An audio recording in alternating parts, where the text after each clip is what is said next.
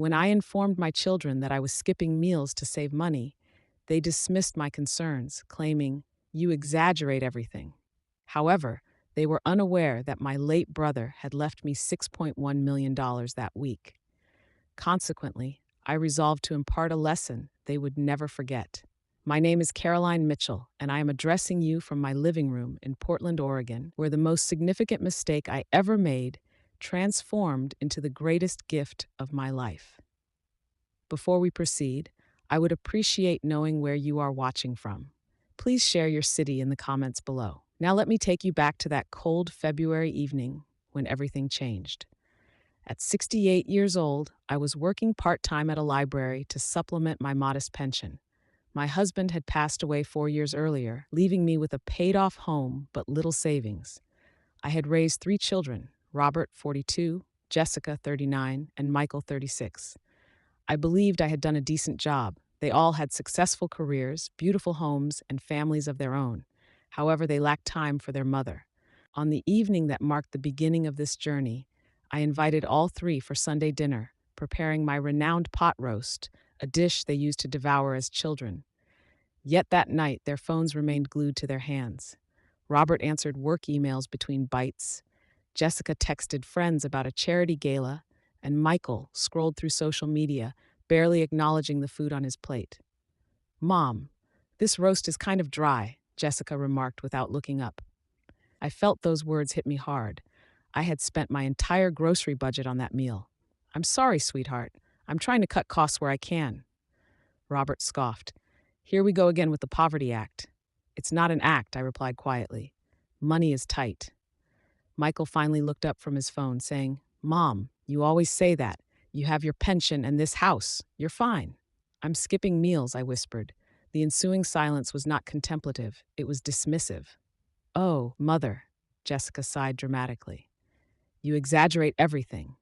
Remember when you said you couldn't afford new curtains, and then we found out you spent $300 at the garden center? Those were perennials that would last for years." "The point is," Robert interrupted, standing and grabbing his coat, "you cry wolf constantly. We're tired of it. If you're really struggling, maybe stop spending money on unnecessary things." They left within minutes, barely kissing my cheek goodbye. I stood at the sink, washing dishes, tears mixing with soap bubbles, the largely uneaten pot roast remaining on the table. Not that they cared. That night, sleep eluded me. At 3 a.m., I found myself at the kitchen table, staring at the envelope I had received 4 days earlier. The law firm's letterhead gleamed in the moonlight. Inside was a letter that would change everything. My brother Thomas, who had passed away 3 weeks prior, had left me his entire estate, $6,100,000. Thomas and I had not been close in recent years. He had moved to Alaska for work 30 years ago, and we exchanged Christmas cards and occasional phone calls. I had no idea he had been so successful. The money was already in my account. I cried when I first read the letter. Thomas had attached a note to his will that simply read, "Carrie, you were the only one who remembered my birthday every year. You were the only one who asked how I was doing, not what I could do for you. Live well, little sister." My first instinct was to share this blessing with my children, to assist them with their mortgages, their children's college funds, and their dreams. However, that Sunday dinner had revealed a painful truth.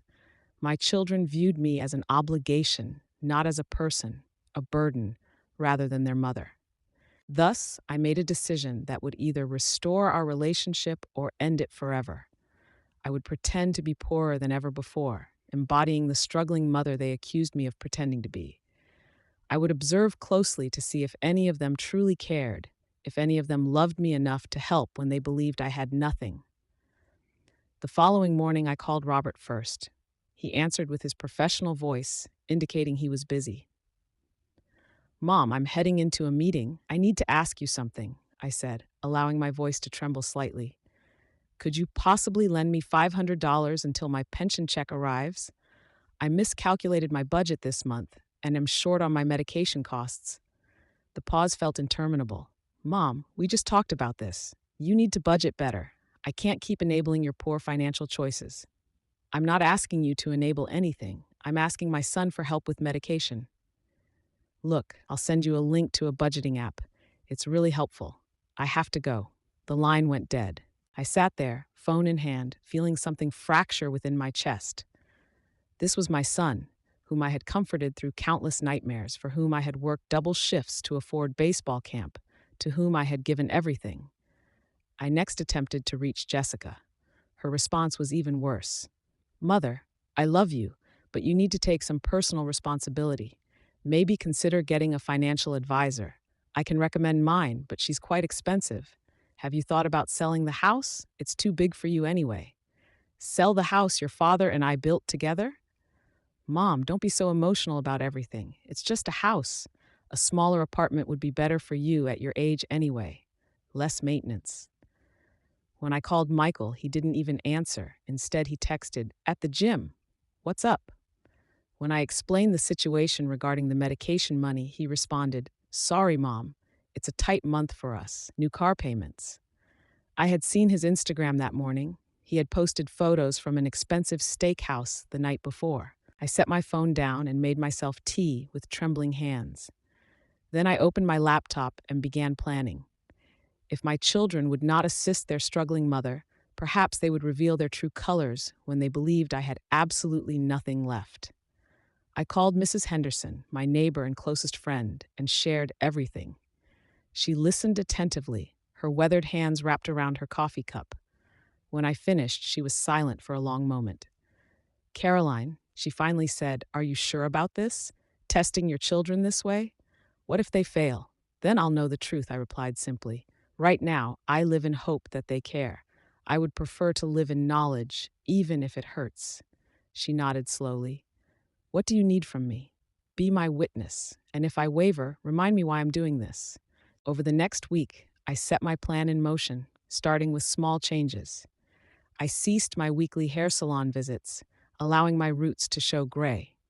I began wearing my oldest clothes, fraying at the edges.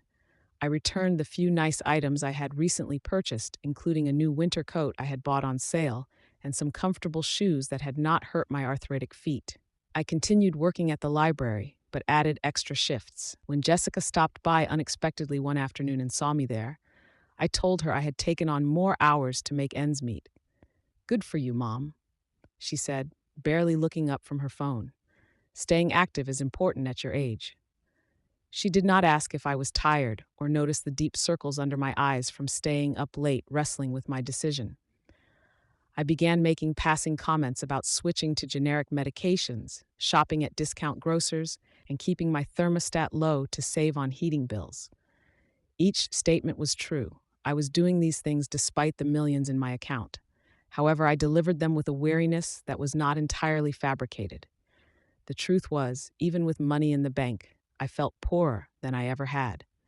Poverty is not solely about bank accounts. It encompasses being poor in love, consideration, and the care of those who should treasure you most. Robert invited me to his daughter's birthday party. I attended, bringing a homemade cake instead of the expensive bakery one I had initially planned. My granddaughter Emma, turning 12, looked at my crooked frosting and wrinkled her nose. "Grandma, why didn't you just buy one from Sweet Cakes Bakery like everyone else?" Before I could respond, Robert laughed. "Emma, Grandma's on a tight budget. We should be grateful she made the effort." The condescension in his voice stung worse than Emma's honest disappointment. I was relieved when nobody wanted seconds. I took the remaining cake home and ate a slice that night, tasting only bitterness.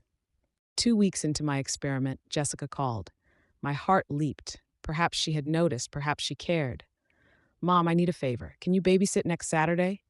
Our regular sitter canceled, and we have tickets to the theater." "Of course," I replied. "Would you be able to pay me? I've been doing some babysitting for extra money." Her laughter interrupted me. "Pay you? Mom, they're your grandchildren. Family doesn't charge family. Yet family also should not allow family to skip meals," I thought. "Of course not," I said aloud. "What time should I be there?" Saturday arrived with a spring rain that made my joints ache. I took the bus to Jessica's house in the suburbs, having sold the story that my car had broken down and repairs were too costly. It was a 40-minute ride each way. Jessica answered the door in a designer dress I recognized from her Instagram posts. $2,000 on sale, the caption had read. You look lovely, I said sincerely. Thanks, Mom. The kids are upstairs. There's pizza money on the counter. That should cover one large. They've already had snacks, so please ensure they don't eat too much. She left before I could mention I would need to catch the last bus at 10:30 or wait until morning. I climbed the stairs slowly, my knees protesting. My grandchildren, Sophia 8 and Lucas 5, were absorbed in their tablets, sprawled across a playroom filled with more toys than I had owned in my entire childhood. Grandma, Lucas finally noticed me, running over for a hug. This, at least, was genuine. They loved me still, these little ones. They had not yet learned to measure affection by bank balances. We played games, built block towers, and ordered pizza. I used my own money because the $20 Jessica left would not cover it. When bedtime came, I read them stories until my voice grew hoarse. At 10:15, I called Jessica. No answer. I tried the theater. They had already left. I called again at 10:30 and 10:45. 11 o'clock came and went. I nestled myself onto their couch, my back protesting in agony. At 1:30 in the morning, I heard the garage door. They stumbled in, laughing, smelling of wine and expensive perfume. "Oh, Mom," Jessica exclaimed, stopping short. "You're still here. The last bus left at 10:30. I tried to call. Our phones were off during the show, and then we met some friends for drinks." She did not sound apologetic. "You should have just taken an Uber home." "Jessica, I can't afford that." "God, Mom, we would have reimbursed you." She sighed, annoyed now, tired of me, wanting me gone. "David, can you drive her home?" Her husband, swaying slightly, shook his head. "I've had too much to drink. It's not safe."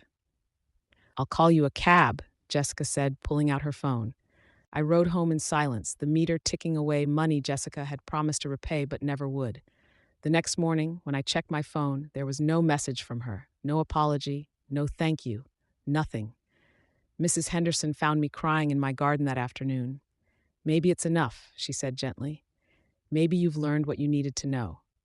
"Not yet," I replied, wiping my eyes. "I need to go deeper. I need to know if there is anything, any circumstance that would make them see me, really see me." "Caroline, be careful. Sometimes when you look into the darkness, you find more than you wanted to see." She was right, of course, but I was already too far in to stop. The test was about to enter its cruelest phase. I want to pause here and ask you something. If you find this story compelling, if it resonates with you, please subscribe to this channel. Your support means the world to me and helps me continue sharing these true stories. Thank you. Now, where was I? Yes, the cruelest phase. I did not plan what happened next. Sometimes life writes its own tests. It was a Tuesday morning, 3 weeks into my experiment, when I was shelving books in the library's history section and the room began to spin. The ladder I was standing on tilted, or perhaps I tilted, I couldn't tell. I remember Mrs. Patterson, the head librarian, screaming. I recall the floor rushing up to meet me. I awoke in the emergency room with a concussion and a badly sprained wrist. The doctor, a kind woman about Jessica's age, explained that I had been dehydrated and my blood sugar had dropped dangerously low. "Mrs. Mitchell, when was the last time you ate a full meal?" I couldn't remember.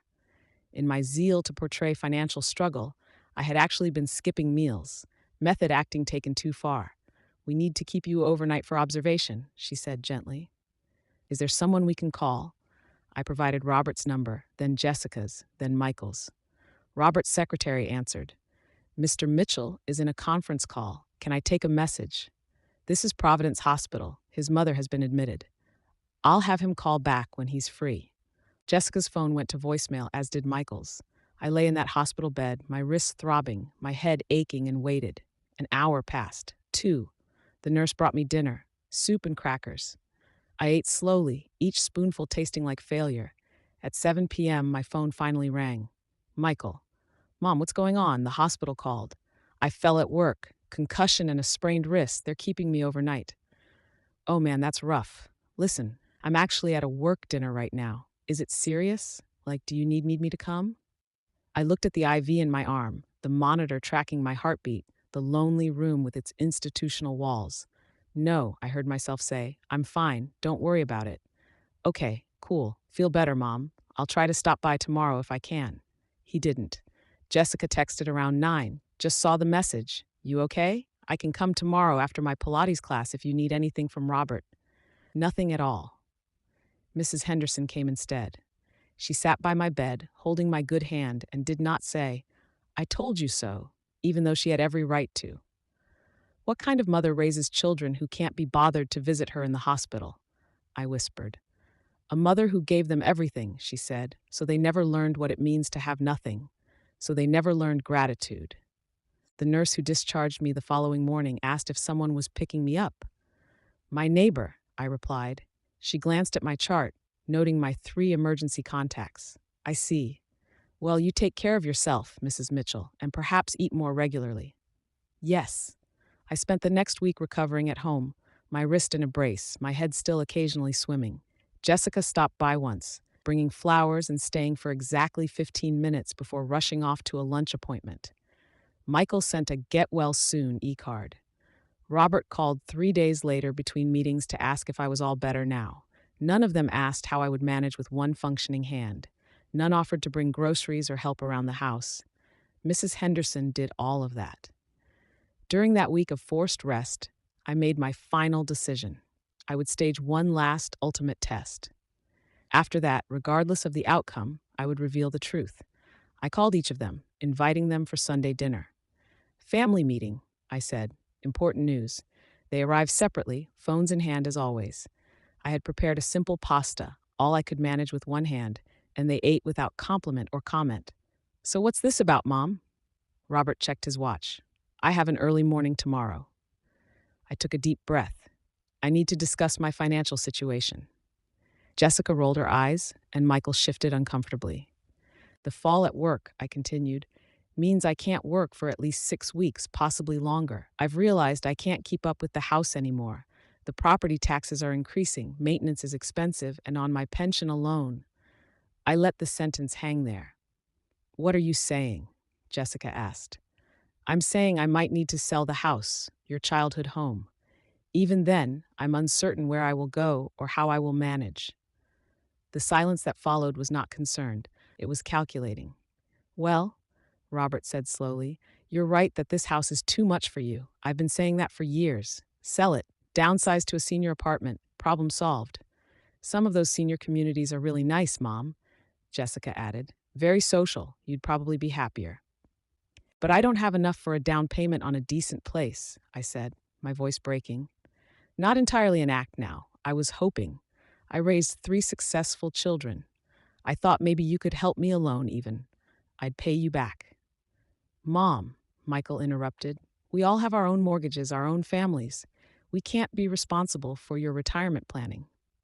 I'm not asking for retirement planning. I'm asking for help. I'm asking my children to help their mother who has nowhere to go. Robert stood up. This is emotional blackmail, Mom. You made your choices. You didn't save enough. That's not our fault. I spent everything on you. The words burst out before I could stop them. Your educations, your weddings, your first cars, your down payments.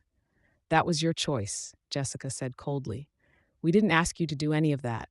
Now you want us to feel guilty for taking care of you because you made poor financial decisions. I'm your mother, Robert said, though his tone suggested otherwise. But we're not your retirement plan. They left together, a united front against their unreasonable mother. I heard them talking in the driveway, their voices carrying through the spring evening. She's getting worse with this manipulation, Jessica said. I know. My therapist says we need to set boundaries, Robert replied. Maybe we should stage an intervention, Michael suggested. Get her to see a financial counselor or something. I stood at the window, watching them drive away in their expensive cars, returning to their comfortable homes, and I felt something within me crystallize into cold clarity. Mrs. Henderson had been right. I had looked into the darkness, and I had found exactly what I feared. My children did not merely fail to love me enough. They resented me, resented my needs, my age, my existence as anything more than a convenient grandmother who appeared when summoned and disappeared when dismissed. I walked to my desk and pulled out the papers from Thomas's attorney. $6,100,000. Money I had not earned, had not asked for, and did not need, at least not for survival. However, it was money that could have changed everything Had I married people who loved me instead of those who loved what I could do for them? No, that was not fair. I had birthed them, raised them, loved them. But somewhere along the way, I had given them everything they wanted and nothing they needed. I had smoothed every path, fought every battle, and fixed every problem. I had made their lives so easy that they had never learned empathy, never developed the muscle of gratitude, never understood that love means showing up. The next morning, I called Thomas's attorney. Mr. Peterson, I need your help with something unusual. I explained my intentions. There was a long pause. Mrs. Mitchell, are you certain about this? It's quite dramatic. I'm certain. Very well, I'll draw up the papers, but I must ask, what if they pass this test? What if they surprise you? Then I'll be the happiest woman in Oregon, I said, but I don't believe they will. The papers arrived 3 days later. Mr. Peterson had excelled. They looked official, legal, and devastating. A notice from the county about property seizure due to unpaid taxes. A letter from my pension fund regarding a clerical error that would reduce my payments by 60%.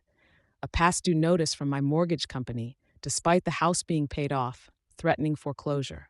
All fake, all perfectly crafted to appear real. I spread them across my kitchen table and took a photo, then sent a group text to my children. Need to see you all immediately. Emergency. Please come tonight if possible. Robert responded first. What kind of emergency? I sent the photo. 3 hours passed. Nothing. I imagined them conferring, discussing, deciding how to handle their difficult mother's latest crisis. Finally, Jessica replied, Mom, we'll come by this weekend. Try not to panic. These things can usually be worked out. This weekend, 4 days away, their mother is losing her home and they would pencil me in for the weekend. Michael added, Have you called the county? Sometimes these notices are mistakes. Robert's response was the final knife. Mom, I really think you need to consult with a professional about your finances. This has gotten out of hand. I did not wait for the weekend. The next morning, I called each of them individually. I need you to come today, all of you, at 5. This cannot wait. Something in my voice must have broken through because they came. They arrived within minutes of one another, faces tight with annoyance masquerading as concern. They sat in the living room, the space where I had nursed them through fevers, where we had opened Christmas presents, where their father had read them bedtime stories. The room now felt like a courtroom. Mom, we're all here, Robert said. What's so urgent? I looked at each of them. My children, the babies I had held, the toddlers I had chased, the teenagers I had worried over, the adults I had hoped they would become. I am going to tell you a story, I said, and I need you to listen without interrupting. I recounted everything about Thomas's death, the inheritance, the letter he had left, and the $6.1 million sitting in my bank account for the past 2 months. The color drained from their faces. I told you I was skipping meals, I continued, my voice steady now. You said I exaggerated. I asked for $500 for medication. You said I needed to budget better. I fell and ended up in the hospital. You couldn't be bothered to visit. I told you I might lose my home. You said it was my fault for poor financial planning. Mom, Jessica began. I am not finished, I interjected, the steel in my voice surprising even me. For 2 months I have observed and waited. I have tested you, yes, but I have also given you countless opportunities to simply be kind, to be present, to love your mother without expecting anything in return. This is insane, Robert said, standing. You lied to us. You manipulated us. I showed you exactly who you are, I replied. My voice cracked. Do you know what hurts most? Not that you wouldn't give me money. I didn't need your money. It's that you wouldn't give me time, wouldn't give me concern. Your mother was struggling, and you were annoyed by it. Michael's face had turned red. So what? You're rich now, and you're punishing us for not helping you when we thought you were poor. No, I said quietly. I'm wealthy now, and I am showing you what you lost when you stopped seeing me as a person, when I became just an obligation on your calendar. Jessica was crying now. Mom, if we had known, if you'd known I had money, you would have cared. Do you hear yourself? The silence was deafening. Here's what is going to happen, I said. I will use this inheritance the way Thomas intended, to live well. I will travel, create memories, donate to causes I believe in, and I will think very carefully about what I leave behind when I die. You're cutting us out, Robert said flatly. I'm giving you a chance, I corrected him. A chance to decide what kind of people you want to be, what kind of children you want to be. Not for money, but for love. They left in shock, and I let them go. Mrs. Henderson arrived an hour later, finding me staring out the window at the garden Thomas and I had planted together 40 years ago. How do you feel? She asked. Lighter, I replied, feeling both heartbroken and liberated. The next few days were quiet, no calls, no texts. I wondered if I had lost them completely and had to sit with the very real possibility that money mattered more to them than I did. On the fourth day, Michael showed up at my door alone. Can I come in? We sat at the kitchen table. He looked terrible, exhausted, his eyes rimmed with red. I haven't slept, he confessed. I keep thinking about what you said regarding the hospital. I was at a work dinner, Mom. But the truth is, I could have left. I could have come. I didn't think it was that important. Why wasn't it important? Because you're always okay. You've always been okay. You're my mom. You're the strong one. I'm 68 years old, Michael. I'm not always going to be okay. He nodded, tears spilling down his cheeks. I know that now, and I'm terrified that I learned it this way, that it took you testing us to show me I had stopped being your son and started being someone who takes you for granted. What changed? I inquired. Between when you were a boy who hugged me goodnight and now? Life got busy, he replied. You never complained, not really. You were always there when we needed you, so I guess I thought you'd always be there. I never thought about what you needed. It wasn't enough. Not yet, but it was a start. I can't promise to be perfect, he said, but I want to try. Not because of the money. I don't care about the money. I care that I almost lost my mom because I was too selfish to see her. Jessica came the next day. Her apology was more defensive, but it came. She spoke of her own fears of aging, of becoming invisible the way she had made me invisible. She discussed her marriage, struggling in ways she had never shared with me.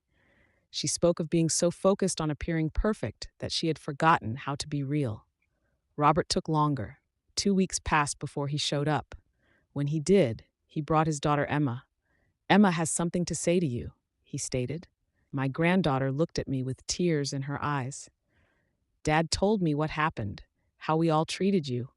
I'm sorry I was mean about the cake, Grand. It was the best cake at my party because you made it. Robert's apology was stiff and uncomfortable. He had spent his whole life being right, and admitting he was wrong did not come easily, but he tried.